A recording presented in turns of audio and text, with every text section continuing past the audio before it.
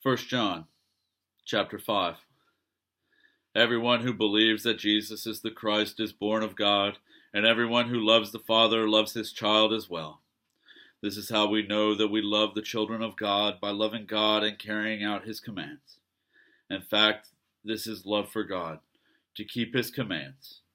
And his commands are not burdensome, for everyone born of God overcomes the world.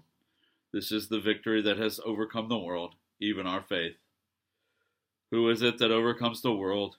Only the one who believes that Jesus is the Son of God. This is the one who came by water and blood, Jesus Christ. He did not come by water only, but by water and blood.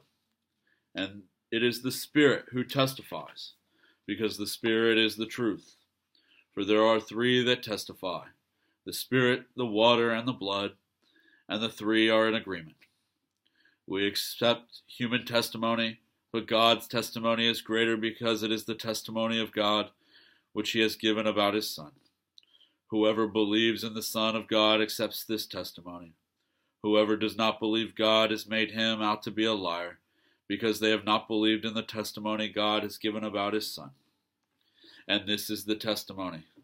God has given us eternal life, and this life is in his Son. Whoever has the Son has life. Whoever does not have the Son of God does not have life.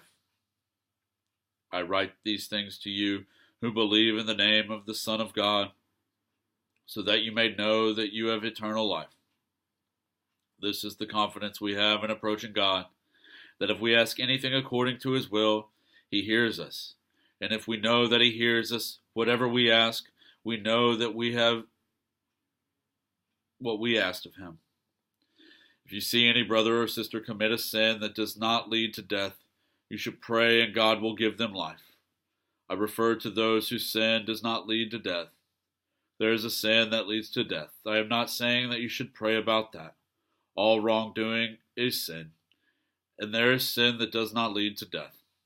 We know that anyone born of God does not continue to sin. The one who is born of God keeps them safe, and the evil one cannot harm them. We know that we are children of God, and that the whole world is under the control of the evil one.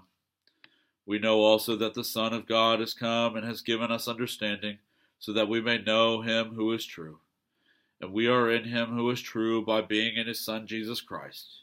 He is the true God and eternal life. Dear children, keep yourselves from idols.